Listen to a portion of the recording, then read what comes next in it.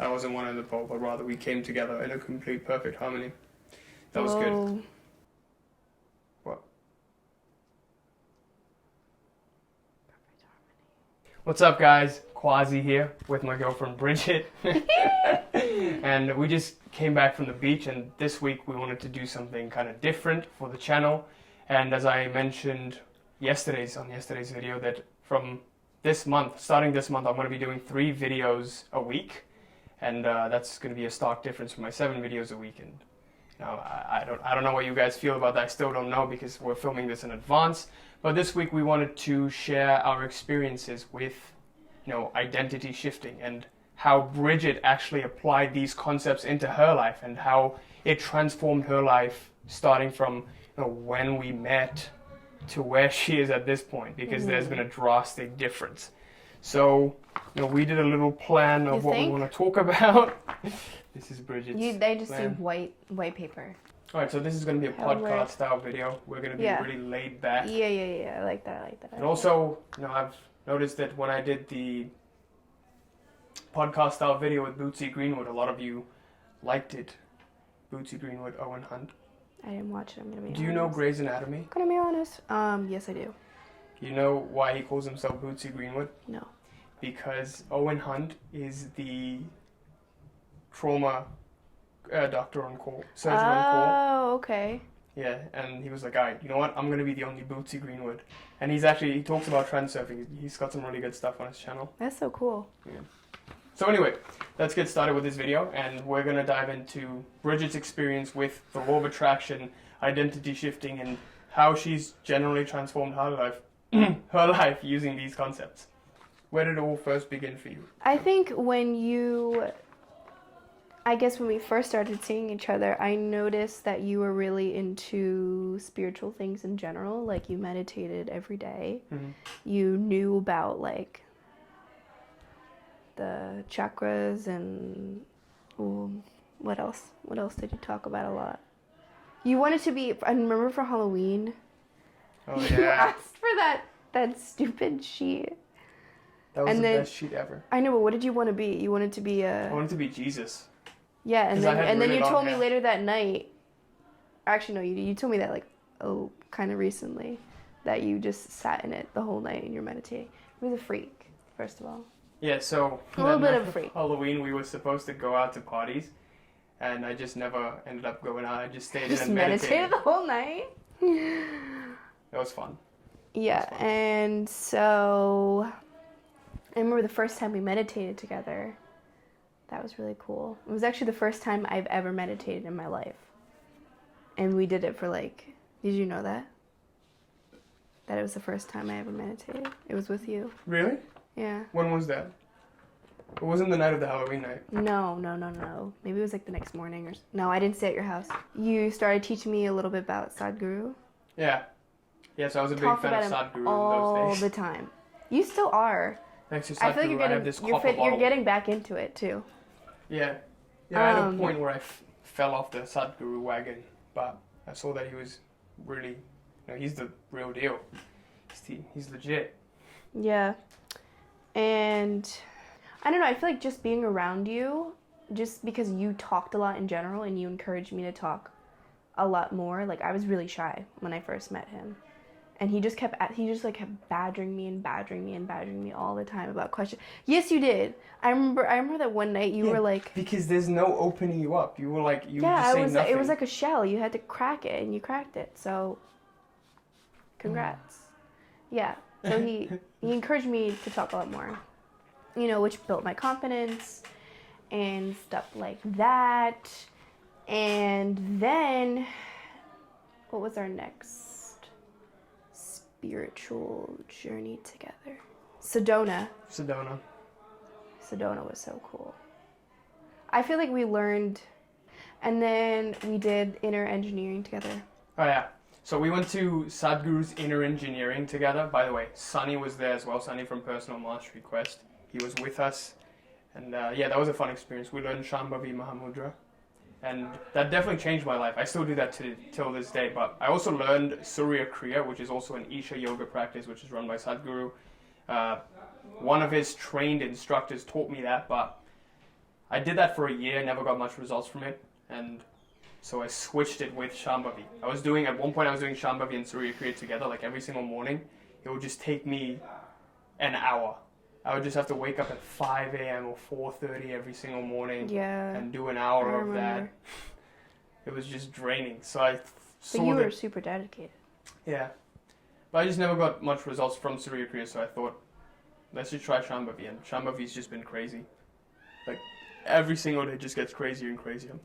By the way, what was your experience with Shambhavi? You did it for a while. I did it for the first 40 days, but then I kind of fell off my wagon a little bit. And I do notice a difference. I feel like I'm not as productive and I'm not as, like, motivated, especially in the mornings, because I feel like it, like, really gets you going. And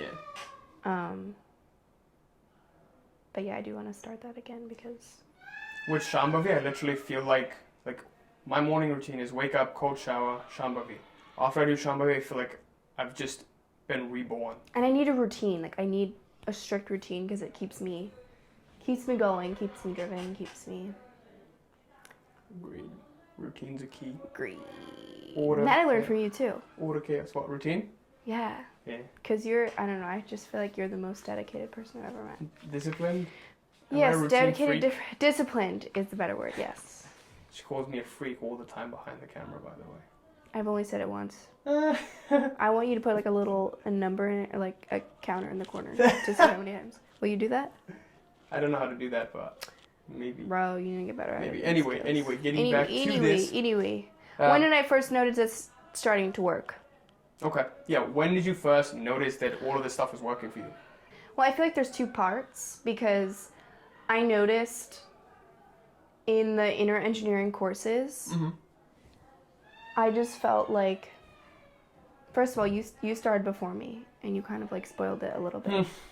You're like, did you get to this one? Did you get to this one? They're like, how long are they? Like an hour, hour and a half? Yeah, hour and a half. But every lesson, there was like a goal, and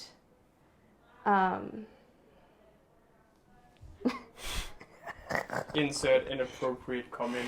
No. I just feel like he made me like see the world differently and like encouraged me to stay positive, like have like a certain outlook on the world. And the more positive I was, the more I enjoyed life in general. I don't really know. Like, and I, to this day, like, I still think, even if I had like a negative thought that I could say, I'm just like, you know what, why? Like, why be down all the time? Why not stay positive? It's like more fun that way. And I try to surround myself with positive people because the negative, I just feel like, is depressing, you know? Yeah. And you're positive all the time. Me? You're just like, look at that tree. Or I remember when you did, the day you did one of those videos, you're like, I was just walking on the street and I started to cry. Oh, yeah. Yeah, that was crazy. I just started walking on the streets and I just felt like really good all the time. Complete bliss. That's the goal with spirituality, though. It's like not about getting to a cocaine-induced high or like this, like needing this temporary fix kind of high, but it's just a sustained long-term joy with spirituality. Complete annihilation of this individual self. But anyway, yeah, with you though, like when we did talk about all of these concepts with law of attraction, with identity shifting, it's not that, I gave you techniques or a general guideline to follow like I do with my clients. Yeah, it was more like... I just picked up on it. Yeah, it's more like we were talking about individual scenarios in your life and how you would implement this stuff to really grow from it. Because with any sort of event in your life, you can either use it to become bitter or better, right? You can use it to bind you more and more, or you could use it to get towards more and more freedom. And I think you've done that really well. You got to more and more freedom with every single event, every single challenge in your life even. Like I know recently you've gone through a lot of hurdles, and maybe we won't speak about that on this video, but I think you've dealt with that really well. A little too graphic for your channel. Yeah. But yeah. Yeah, tell me more about that. What was the biggest shift for you? Like, the thing with all of this stuff is, it's very gradual, right? Yeah. It's very, very slow. But then one day you get to a couple months in, 3 months in, you look back, you're like, holy shit, this was a quick change. it looks like a quick change once you look at it in hindsight. Like within 3 months, you become a completely different person. Within 6 weeks, you become a completely different person.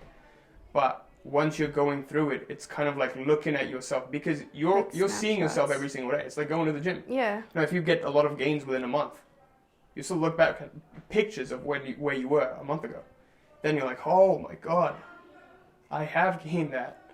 You just forget because you're becoming this every single day. This is who I am. You just take it for granted. Right? Yeah. So yeah, what was the biggest shift for you would say? I feel like my personality shift a lot. Like, I don't know, I think I was just too embarrassed to be myself in public. And like, I always thought way too much about what people thought of me. And it really like doesn't matter, like who cares, you know? And so I feel like I just started becoming more like myself around you. Like you helped me bring that out because you taught me that who cares? Let's go. Just I love to say whatever you want to say. I love to hear that. I'm just gonna. Yeah, and I think with you and me, you balance that out in me. Yeah. Like I'm just because you're like I'll just do whatever. I mean, I'm just the complete opposite. I'll just say whatever comes to mind, and you know, I won't be afraid to express myself. But then you come in, you're like, I'm like introspective. Maybe wasn't the best. So you balance that out in me, and I got you to a point where you weren't one end of the pole. I wasn't one end of the pole, but rather we came together in a complete perfect harmony. That was good. What? Sweet harmony. I can't wait to go back and edit this. How do you envision yourself in relation to the universe? What? Did I write that? Yeah. Where? How do you envision yourself? Bro, we're down here. I skipped that. How do I envision myself in relation to the universe? Let's skip that question because I don't even know what I was thinking. Okay, I'll cut it there. Cut. So you're doing something exciting right now, right? Tell us more about that. So I'm writing a book. Hey. Yeah. And I think it really started with I'm at this point in my life where like I don't know if I'm going to pursue a dream that I thought I wanted, which I know you did. And I think it really started when you always asked me, like, what do you want to do? What do you want to do? And I was kind of avoiding the question a lot. Right? Really? That's what was going on? Right? Don't you think I was avoiding it? Now that I think back at it, yeah, that's what it seems like. Like you were avoiding the question. Like, I don't really know. Like I didn't want to admit to myself. Okay. Why am I crying? It's okay. It's okay. If I cry, you're gonna have to cut it out. No, I'm not. You're gonna cut it out. We're gonna have you tearing up. No, we're not. So yeah, I'm writing a book because it's something I wanted to do for a really long time, and recently some stuff happened in my life, and I was just like, now is the perfect time. If not now, then when? If ever. And when I started writing, I noticed how helpful it was for me to unlock some of these things that I guess I was dealing with in my life, and I feel like it's steering me in the right direction, if that makes any sense. But what are you studying in college right now? Biochemistry. And which I love. I still right. But do you see yourself doing anything in biochemistry once you graduate or somewhere in the long term? Like, what do you see yourself doing with that? Or, has that been a goal that's been put into you by some sort of other entity? Perhaps it's not authentic and genuine. That's what we were talking about. Yeah, it's not. I think I was a little bit naive going into the whole college experience. I was just like, I like science, this sounds perfect. But then normally when people who are studying that, they either go on to, work in a lab, or they go on to study more. And I don't want to be in college for like 4 more years. It's just, I feel like at this point it's just like I'm wasting time, valuable time. And I don't see myself loving whatever it is that direction will take me. I don't want to be stuck in a lab all my life. And although, I don't regret anything. Because it was a keystone. Because everything happens for a reason. Right. It helped you find your way. Yes. A little bit, right? Yeah.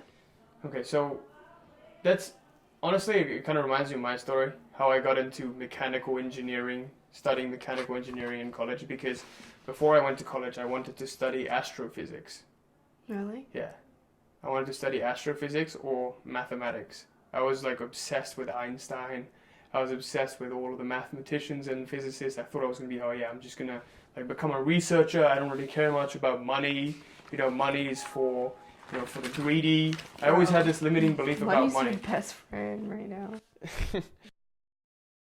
Okay, we're back. And we were talking about, how I wanted to, your personal experience with all of this actually reminds me of when I got into college, why I chose mechanical engineering and not astrophysics and what I really wanted to do.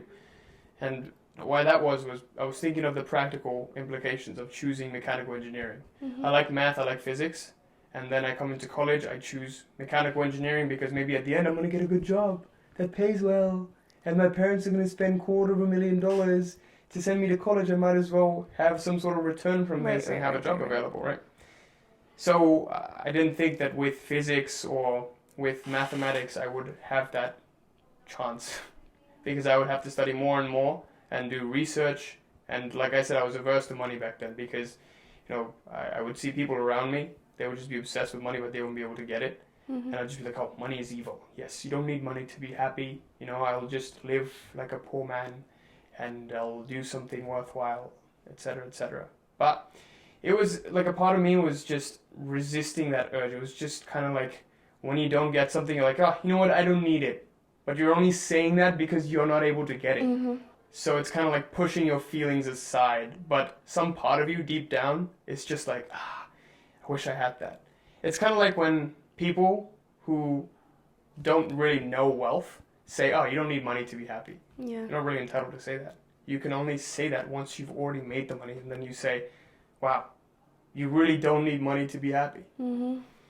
So yeah, that kind of reminded me of my experience at college and how I went from mechanical engineering to sharing stuff about metaphysics and, the law of attraction, manifestation, all of this stuff. I just had a thought that because like when I was growing up, I was always so shy. Even when you met me, I was so shy. Mm-hmm. And I had I had my anxiety disorder when I was younger. It's called selective mutism. You should look it up if you don't know about it. But anyways, but I feel like I was never able to discover what I really like to do. Like I was just doing things because I thought that was what was supposed to be done. Like I was just like, I enjoy this because you enjoy this. Like I was just like following people's ways, You were never following what you really wanted to do. And I didn't even know what I wanted to do because I was just so caught up in like what everyone else was thinking and like, Yeah, absolutely.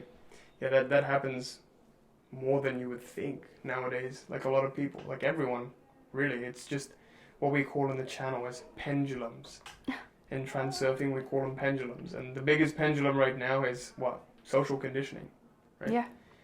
And social conditioning is 99% of the time good, but that 1% of the time it's bad, it's really bad. It literally prevents you from getting to your goals. Me all my life. Hello? Yeah, and it gets you into this people-pleasing mode, and I know that this is something that you've dealt with for a very long time in your life. What was that like? I mean, I don't think I was really, I didn't see it as a negative thing until recently because in a way I liked it. I liked taking care of people. I like pleasing them. You Mhm. know, I was always, as a kid, not even as a kid. Actually, yes, as a kid. As a kid, I was a mediator between my mom and I guess my dad. Because my mom was like, she was like a little crazy. And my dad was like the most timid person ever. So they were like completely opposite of each other too. Mhm. And whenever like I'd get in a fight with my mom, I'd go to my dad, and my dad would like relay the message to my mom, and like they'd figure it out. And if it was like happened with my sisters too, like I'd be the one like call my dad at work, hey dad, like this is what happened with mom today. Okay. And then he'd come home and he'd figure it out. And then eventually it was between, so I live with my aunt and uncle right now. And back when I had a relationship with my mom, my sisters didn't really communicate with her, so I was the one who would talk to my mom and then talk to my sisters and then communicate for them, like back and forth, back and forth. I would just always be caught up in everyone's business all the time. I was the mediator. That's who I was. And even between my aunt and uncle, when like, because my sisters don't really like communicate with them, or at least they didn't. But I was the one who would have to figure out like, hey, like, is Megan doing this? Blah blah blah. Like, is Kelsey okay? Blah blah blah. And I would have to go back to them and. But like I said, in recent events, I am just trying to focus on myself right now because You've missed out on that your whole life. Exactly. So, and remember the metaphor I told you the other day? What was it? When you're on an airplane and they're giving that like little... The oxygen mask. At the beginning, they're like, you know, if you have to use the oxygen mask, they come down, you got to put yours on first. Even if it's your kid sitting next to you, got to put yours on first. Always. Absolutely. Got to save yourself first. Yeah, and to really how I view that in real world terms is if you become the best version of yourselves, obviously you're going to be able to help other people. If you're already earning money, recently I've been working with a lot of coaches and a lot of entrepreneurs who provide coaching consulting services like I do, right? And they really want to take it to the next level, but they're having trouble charging prices even for their services because they're like, oh, this is something that people do for free, and they have all of these limiting beliefs surrounding money. And they're like, oh, well, I'm just afraid to charge these prices because, all the good people, all the this people, all the that people, they would do it for free. And if you're giving a service, there's an energetic exchange always going on. And if you're doing it for free, you're not going to give your best. Exactly. Whereas if you were getting paid for it, you're going to give it your all because... It's not even that. It's like if you were good within yourself, if you were making a lot of money, naturally you become giving. Yeah. Like, that's just how it is. When you're just very good on your personal well-being, naturally you become giving. If you have a lack in any area of your life, then obviously you want to fill up that lack, and that's all you're going to be concerned with. And that's why these coaches, they have a lack of money, and they're still trying to give their services, but they're not able to give their best services because they're not receiving the appropriate, like they're having to work 9 to 5s while still doing coaching services. Because they have to earn a living somehow. Exactly. And if so they're not able to do this full time, and they're not able to really maximize their potential with this because they're not getting paid the amount that they should be getting paid, or at least enough to sustain a living, right? So as a result of that, they're not being able to go 100% fully into this coaching and consulting thing, or even this life coaching thing that they want to do and research on it and even improve on it because they're like, okay, well, I have limited time available. I got to use other time to make money and this time to coach people, etc., etc., etc., etc. So, with that being said, I want to ask you, how does it feel being Bridget 2.0? It feels great.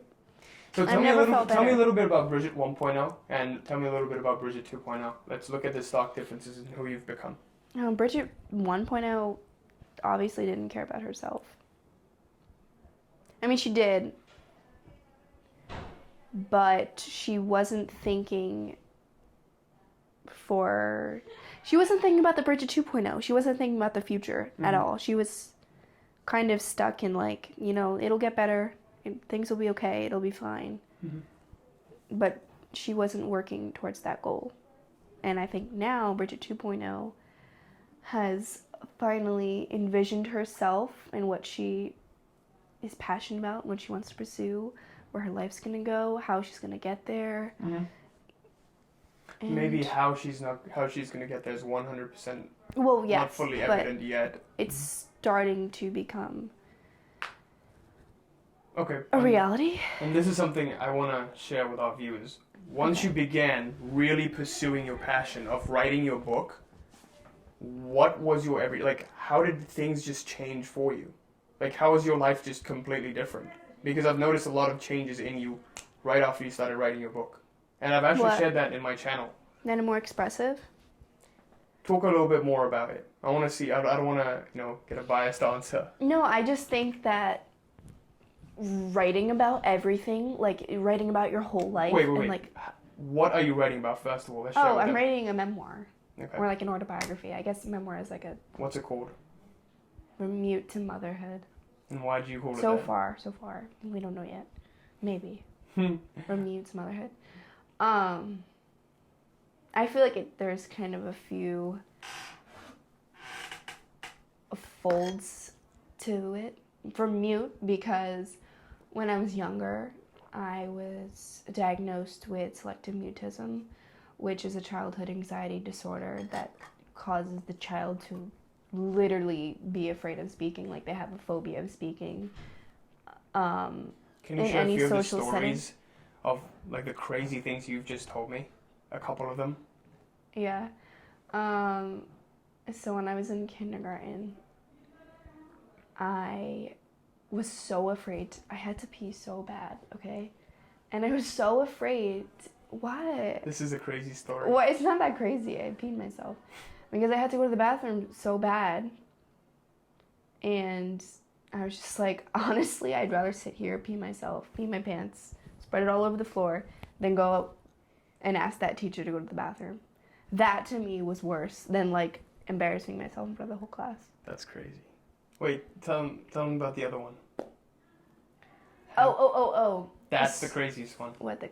Hand caught up in the car. Okay, so also I used to carpool with these two other girls from my neighborhood. Like, we'd carpool every morning. One of their moms would drive us to school, and like my mom would drive back, or whatever, vice versa. And so one morning, I don't even know how it happened, but I got my hand stuck in the door, and I literally drove, or I didn't drive, but I sat in the back seat with my hand caught in the door for the entire ride. Until one of the girls started screaming at her mother, saying that Bridget's hand was caught in the door. Holy crap. Mm-hmm. I literally almost cried when I heard that the first time. And then one time I got lost on the boardwalk when I was like 6. And what happened? I went into a corner, and people kept coming up to me, and they were like, are you lost? Are you okay? Where are your parents? And I was just like, and I didn't speak. And I just started crying, and like it was like so much tears in my eyes, like I couldn't even see. And I was just like, well, I guess this is it, because I can't ask anybody. I can't ask for a phone. Like, I'm here for good. And then eventually, my parents came like running, and because they got like police officers. Mm-hmm. And it was I was only like missing for like 15 or 20 minutes, but they knew that like I obviously wasn't going to try to help myself. So they're like, gotta get the cops on this. Okay. So I was fine. But yeah, so that's why it's Mute, because I struggled with that for like a really long time. Sometimes I still struggle with it, but anxiety is like a long-term thing to overcome. But I feel like I'm at a really good place right now. And motherhood, because I feel like I'm a mother to everyone in my life. Mother of the world, as Sadhguru would say. But yeah. That's awesome. That's why it's That's fantastic. Okay, so you're writing a memoir called From You to Motherhood. Yes. So I want to know, like, because I've seen certain changes in you once you started writing this book, once you really got about it. How did you even get to the point of, like, starting this book? How did it evolve? Okay, so when I... What influenced this? Well, I really wanted to start writing one, like, 5 or 6 years ago. Mm-hmm. But I feel like I just wasn't in the right mindset to start it. 5 or 6 years ago? Like 5 or 6 years ago. Yeah, When you were 16? Yeah, when my dad passed. Okay. And I kind of just wanted to, like, I don't know, I just really thought it would be not even helpful. I just, like, thought, like, I had a cool story, but really I didn't. I mean, I don't really know what I was thinking at that point. But for me right now, obviously, like, I've seen some trauma in my life, but that's really not even what it's about. It's about, I guess, the way I kind of took that and, like, embraced it. At first, I think I did it because I just wanted to write things down. But as I began to write, I saw that it wasn't just, like, about me. It was more so about... It's something bigger than you. Yeah, it wasn't just about Right? me because it was how I, like, just needed to, like, step out of my...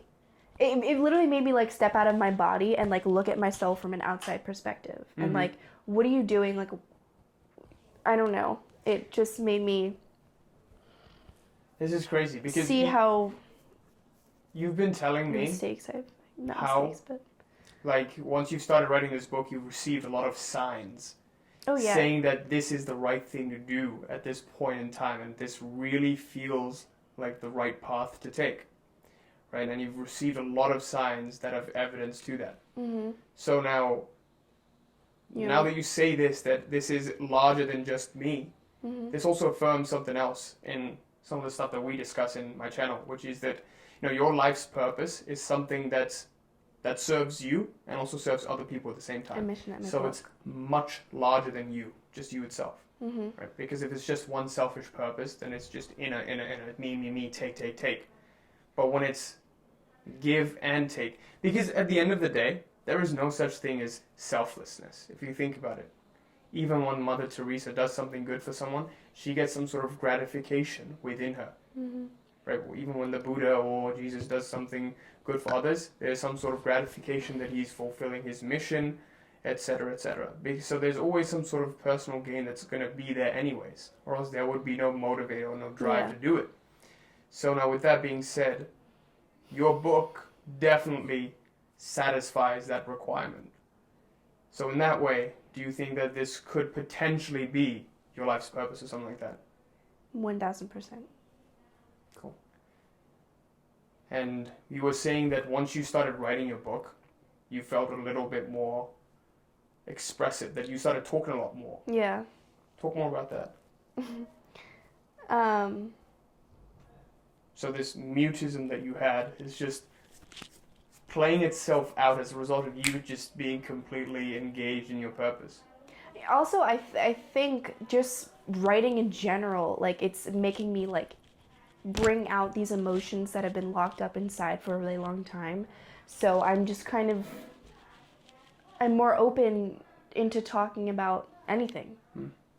Not just myself and what my story is. Just in general, feel more open and expressive. Because I'm constantly thinking and remembering and... I think this is key that you said that bringing out these emotions that have been locked up inside for a very long time. Like most of us, when we get into this manifestation journey, this law of attraction journey, the biggest mistakes and pitfalls I see is that people, when they feel negative, they try to stuff it inside, and they only choose the positive.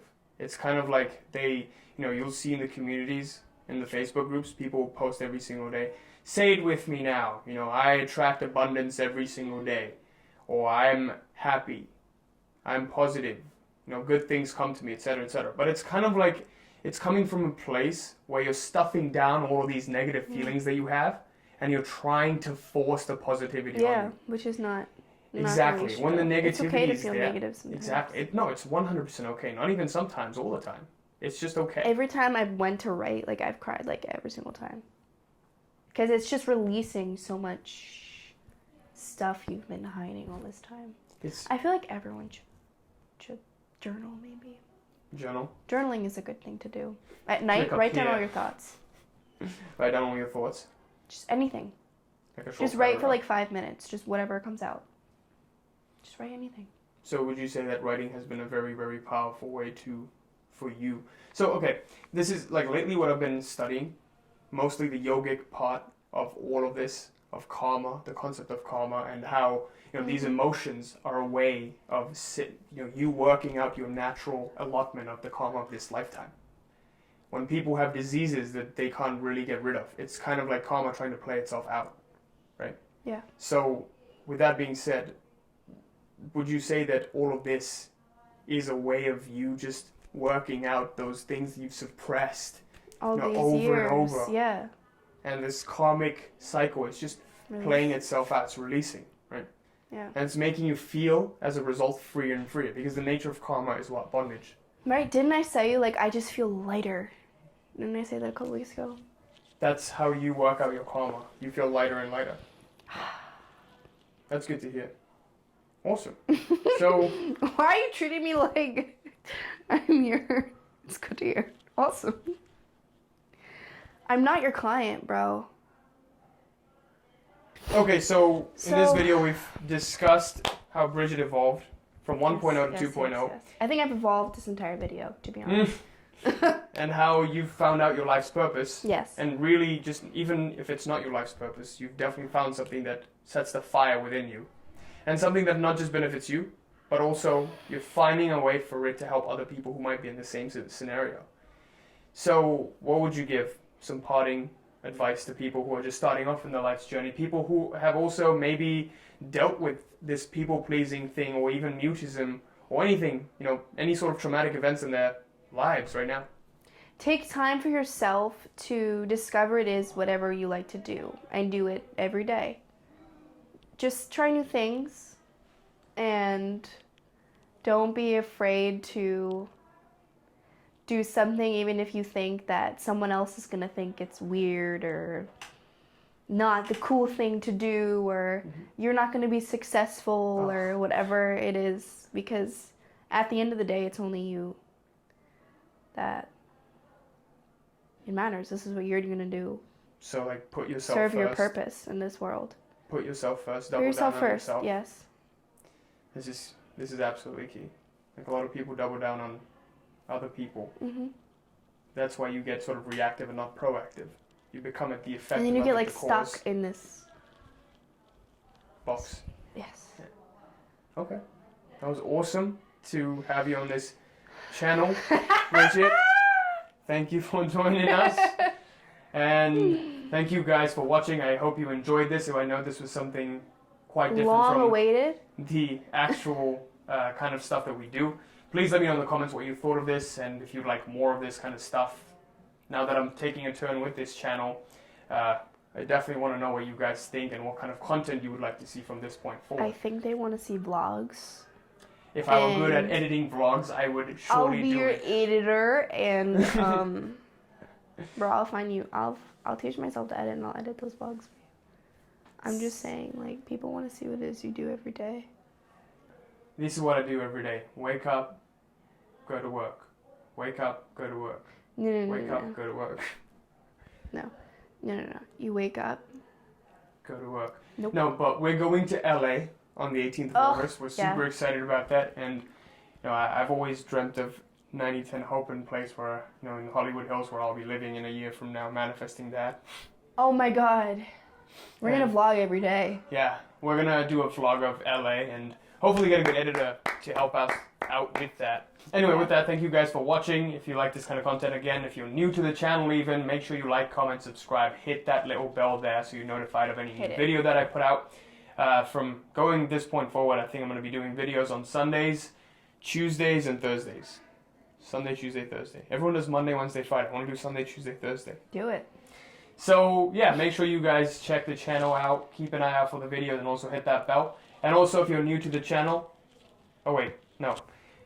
If you haven't joined our Facebook group, make sure you click on the link in the description below to join the Facebook group. Bridget's also there. You can communicate with her.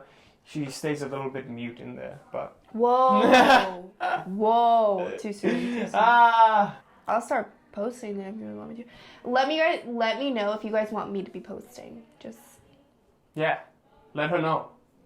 in the comments down below. Comments In the below. comments down below. And also, guys, I'm super excited to announce that the Reality Mastery Program is still open to, as of this, Sunday today? Yep. We have 2 more spots available, so if you want to work with me and really want to help yourself shift at the identity level and experience a transformational shift in your reality, make sure you click on the link in the description below to sign up for your free one-to-one consult with me. And it's not going to be open for a very long time, since there is only 2 spots available, and I'm really looking forward to seeing you there and even jumping on a call with you to see how we can help you get to that point. So make sure you click on the link below, and I hope I see you there. Till next time. Bye. Peace. Do the peace thing. Oh wait, do I do that? Peace. Peace. Peace. Peace. Come on.